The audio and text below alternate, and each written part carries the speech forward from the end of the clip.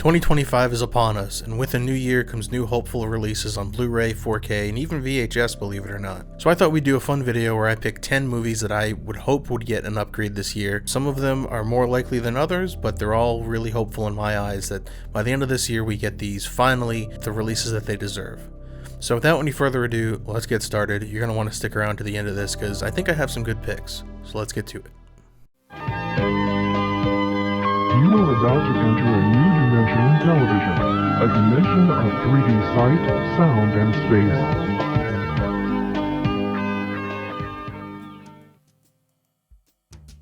space. So my first pick for 2025 releases that I hope get the upgrade they deserve is Lief Jonker's Darkness.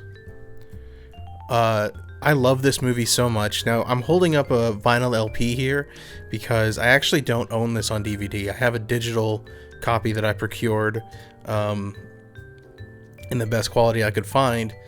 But I do have the vinyl release here. This is by Mystic Vault and 13th Dream. I think Graveface Entertainment had something to do with this release, or maybe one of their partners. Great release for the vinyl. This is an amazing record. I'll probably do a whole video on this at some point. But the reason I was holding that up is because, like I mentioned, I don't actually have a release of this. And I've been kind of holding out hope for a long time that Arrow was going to put this out on Blu-ray. There's been, if you've been following this at all, you know the story. Basically, the director was approached by Arrow to release Darkness on Blu-ray. Things just kept getting in the way and it never happened. He was still posting updates on his Facebook page. I think he still kind of is. If you go to the Facebook page, there's a little note at the top that says, coming 2020, Darkness on Blu-ray. But that never happened, obviously, and now it's 5 years later, and I think people are really starting to give up hope that this is going to happen. And it's unfortunate because I love this movie so much. It's a lot of fun. It's not shot on video, but it's shot on video with Jason. I believe it was on 16mm. He shot it when he was like 19 or something like that. Vampire story, really gory, great practical effects for, especially considering the budget and how young they were and everything. And it looks really good, considering it's on DVD and everything. I really think if this got the upgrade to Blu-ray, maybe a 2K scan or something, which I think it already exists, that would be amazing. And I hope this is the year that it happens. On his Facebook page, there are some updates saying that people at Arrow that he knew when he was approached by this have moved on and everything, but they may still release it. So I hope that's the case. I hope this year we finally get Darkness on Blu-ray from Arrow or some other boutique label. Anything, really, I'll take it. I would love to have this look the way it should. So that's my number 10, and moving on to number 9. Moving on to number 9 is a movie that I love that I don't think a lot of people have seen, and kind of has just been under the radar for a lot of people for a long time. And it's not the best movie in the world, but I think it's a lot of fun, and that is Funland, appropriately enough. Now, despite what this cover art would suggest, this isn't really a horror movie. This is really a dark comedy. So on the front you can see it says, the mob stole the park and his job and he wants them both back. And there's this killer clown, it looks like, on the front. It's nothing like that at all. This is really more of a, 80s comedy. Now, this was directed by Michael A. Simpson, who, if that name doesn't sound familiar, he directed the Sleepaway Camp sequels, Sleepaway Camp 2 and 3, and he also directed Fast Food. It even co-stars kind of the guy who played Axel in the final chapter, Friday the 13th, the final chapter, the doctor who gets killed by Jason when he reanimates. He plays a big role in this movie, and he's really good. The clown is played by David Lander, who didn't star in a ton of stuff. He was in Fast Food, and I think he did like voices for some voice work and stuff, but he's really great in this movie. Again, the cover is a little bit deceiving. You would think this is like some kind of killer clown movie, and it like kind of is, but not really. It's really just a dark comedy. But it was shot on film, and I think a proper upgrade would be really awesome to get. I mean, this has Vinegar Syndrome written all over it.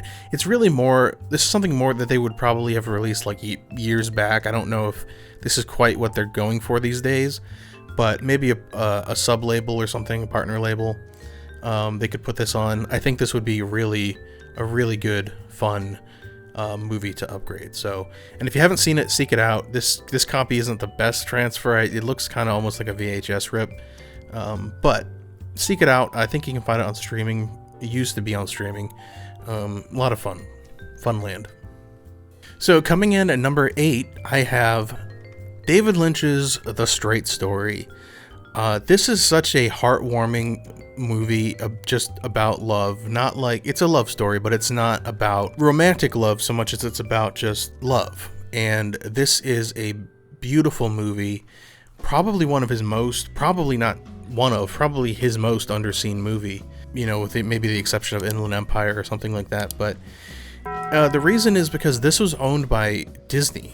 This is the Disney movie that David Lynch shot. And I think that with his recent passing, I would hope that this gets a proper release. Now, this is an okay transfer. This was a German Region B release that was imported from Germany. It does have its English dub,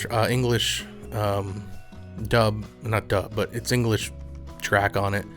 So it's very much watchable if you have a Region B player, but the problem is most people don't have a Region B player, and they're probably not going to import something like that. There was a 4K released by the same people who put this out, Art House, and I believe Imprint also put out a copy, but I don't know if that was a 4K or if that was a Blu-ray. I can't remember, but there is a 4K, which is region free. The problem is it's long out of print. They go for a lot of money, and they're hard to find unless you want to pay, ridiculous fees to import something like that. So I think it would be really cool to get this on a Region A or 4K released in the States. Now, who would do that? Maybe Criterion. I know Disney's probably would be more than happy to license that out for a hefty sum. So who could pay that? Probably Criterion. Arrow, I know they put out Dune, so maybe they could get it. I hope somebody does get it, because this is very underseen because of how difficult it's been to find for so long, and I hope that with his passing this gets more views. This is a beautiful movie. This is a great entry point for David Lynch too.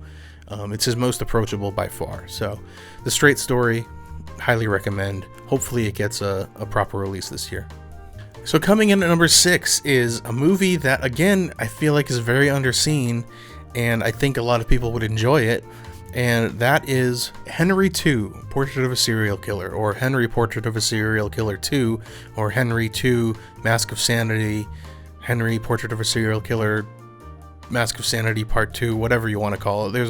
It's not the most, it doesn't really roll off the tongue. It's kind of a confusing title. This does not star Michael Rooker. Instead, we have, let me see if I can remember, Neil Giuntoli. I'm probably pronouncing that horribly, but he played a couple smaller roles in Shawshank Redemption and Child's Play and some other stuff in the 90s. I think he does a really good job as Henry. This does not have quite the same feel as the first one. It's a little more, there's more plot to this than the first one, I guess you could say. Now, this DVD I found at a Goodwill for like $2. As far as I know, there's really only this DVD. This was directed by the director who did Ed Gein and The Hillside Strangler, but this is a really good sequel to Henry, Portrait of a Serial Killer. And it even could stand alone on its own. You don't necessarily have to see the first one to see this one.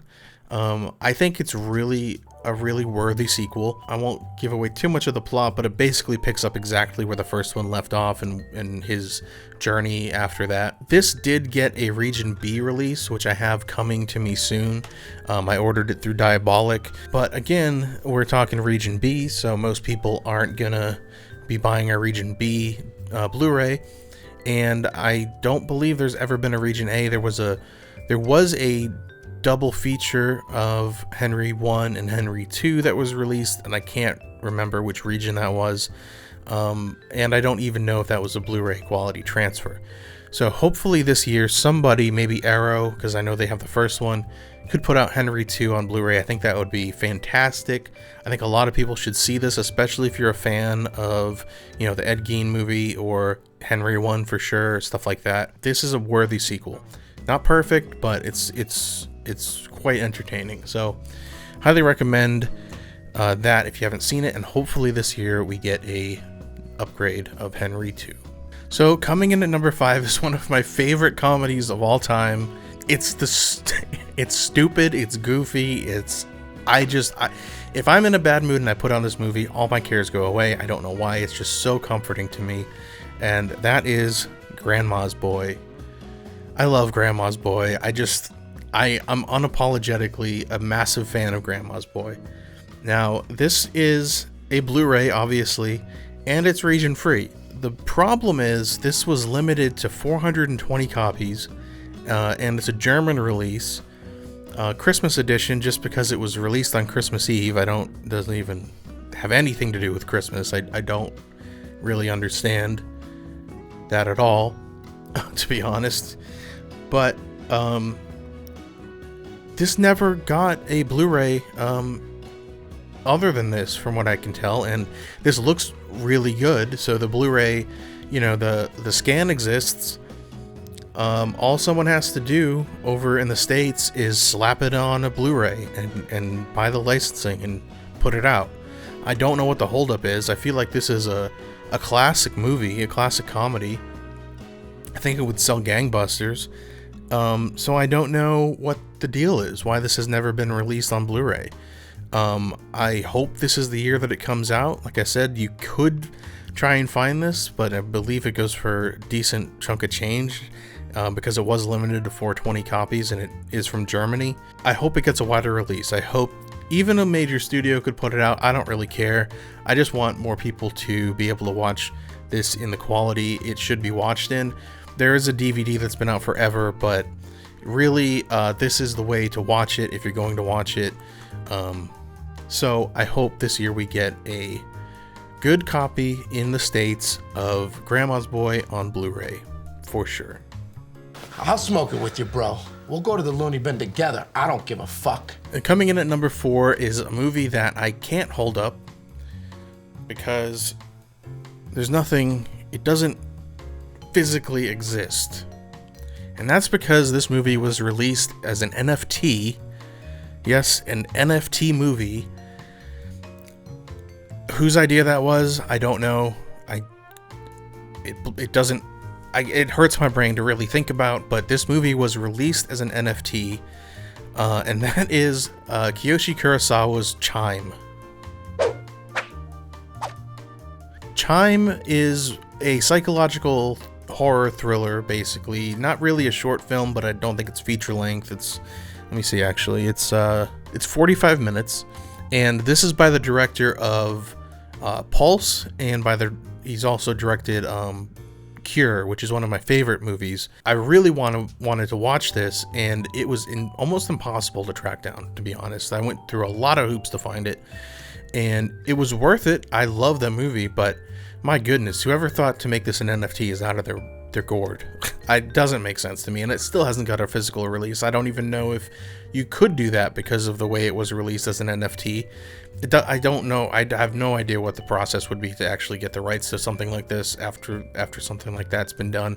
And if you don't know what an NFT is, go look it up. It was a huge thing back like 4 or 5 years ago. It's whoever thought to make this an NFT is out of their gourd. It doesn't make sense. So if you still have the movie, release, I don't even know, or that piece of art, you're the sole owner. It's like basically a digital way of owning a piece of art. Go look it up. So you can like rent the movie from whoever owns the NFT using cryptocurrency. It's super complicated, and it just doesn't make any sense to me.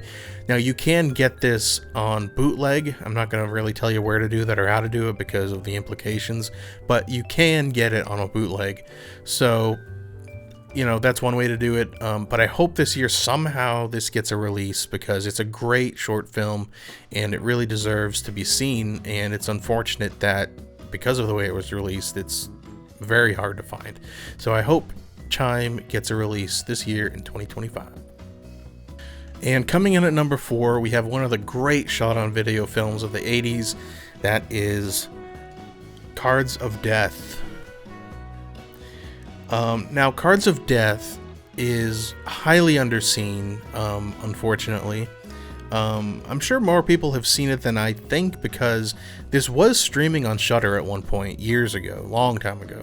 So it did get a short run on streaming. Now it's impossible to really define. It might be on YouTube. This is the first Bleeding Skull release from 2014, I want to say. 2014, they put Bleeding Skull put this out. And as far as I know, without it maybe being on YouTube, this is the only way to really watch it, unless you have an original copy or something, which is highly rare and unlikely. So I hope Bleeding Skull puts out Cards of Death. I know that they had the rights at one point, and they may still, or AGFA or something might have them. So I hope Bleeding Skull puts out Cards of Death. I think it's very likely, and as a matter of fact, I heard through the grapevine that this is coming this year, or at least it is coming eventually. So hopefully that's the case, because this is one of the great shot-on-video films of the 80s, and it really deserves to be seen, especially if you're a fan of that kind of thing. Cards of Death is not a masterpiece, but it is quite good for a shot-on-video movie. Yeah, it really deserves a proper release on Blu-ray. So hopefully this comes out soon. Joe Ziemba, if you're watching this, which I'm sure you are, if you could just go down in the comments and say, huge fan of the channel. Yes, Cards of Death is coming. XOXO, something like that. That'd be pretty huge. Pretty huge of you to do that, and I appreciate it. So hopefully this comes out soon. And yeah, that is my number 4. Quick honorable mention, Heavy Metal Massacre.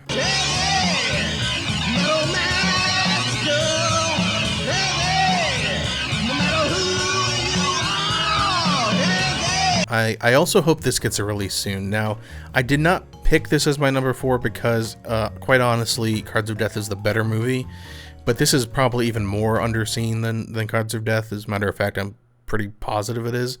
So I hope this also gets a release soon, but if I had to choose, I would pick Cards of Death over Heavy Metal Massacre. So, honorable mention. Okay, we're coming down to my top 3 releases that I hope get proper upgrades in 2025. And my number 3 is probably on a lot of people's lists, I feel like. And that is the Texas Chainsaw Massacre 3, aka Leatherface, Texas Chainsaw Massacre 3. This is, as far as I know, really the only release that we got for this. It's a Warner Brothers Archive Collection Blu-ray. And this has been out for a long time, but I feel like it deserves more. It really does, especially with the 50th anniversary winding down. I think this could be next on some boutique labels list, or even a major studio. I don't really care.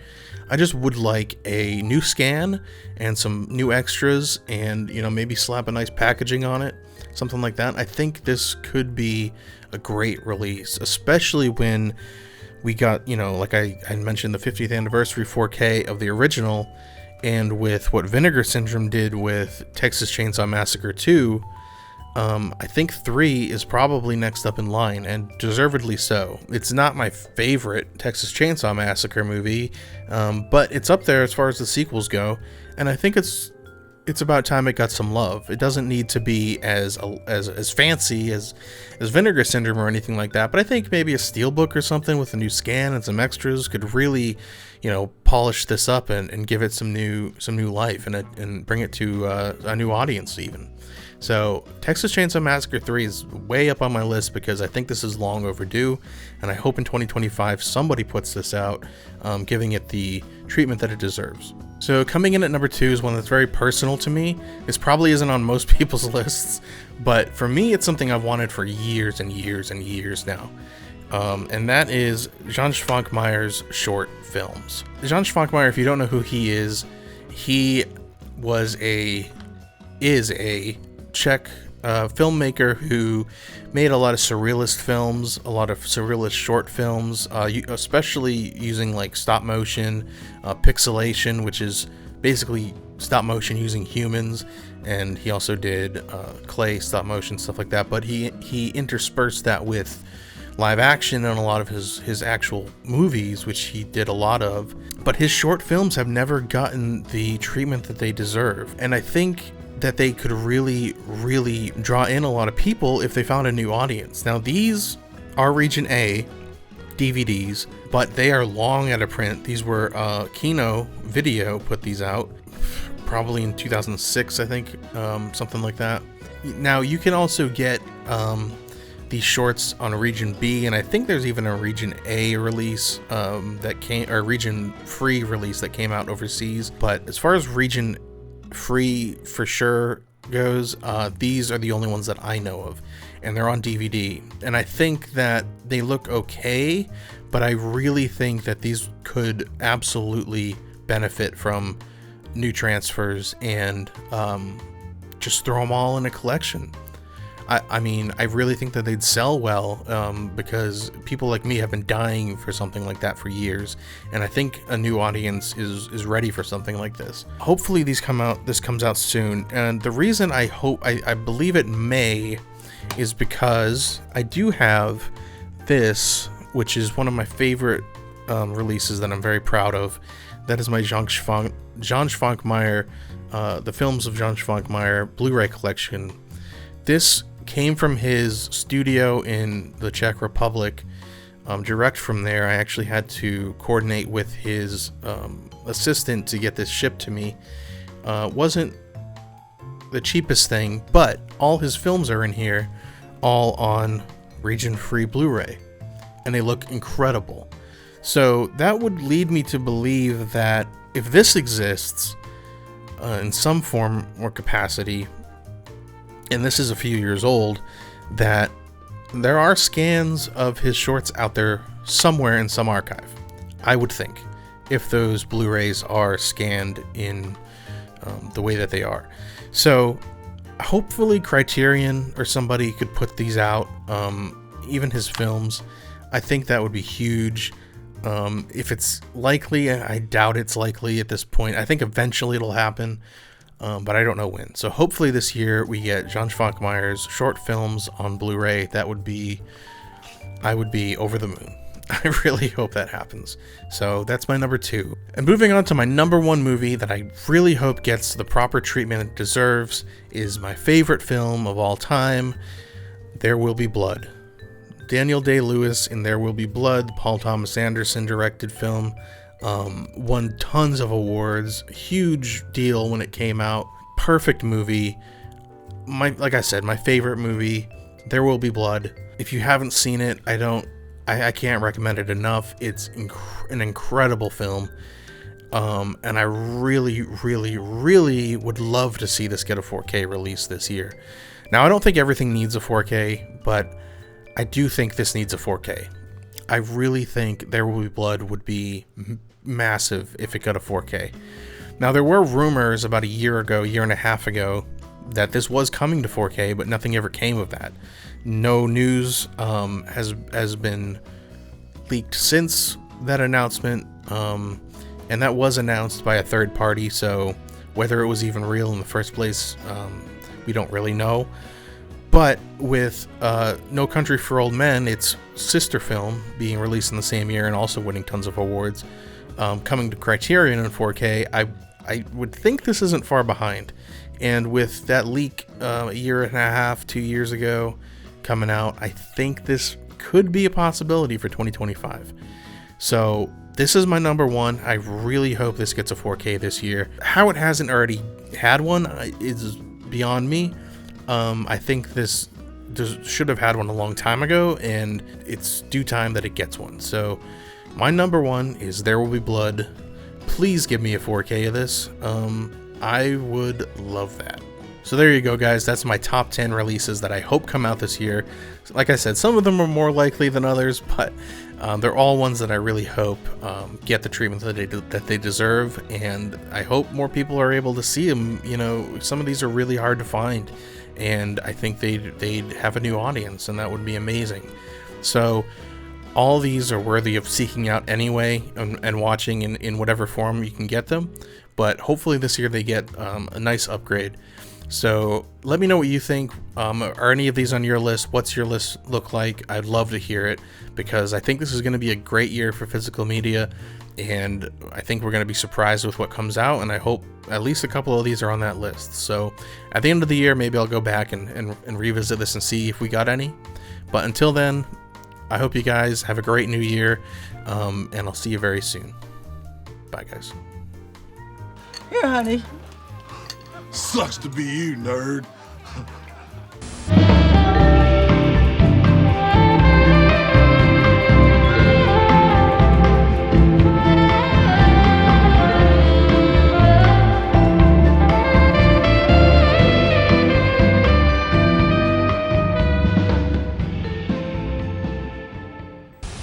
A massive thank you to my Patreon supporters.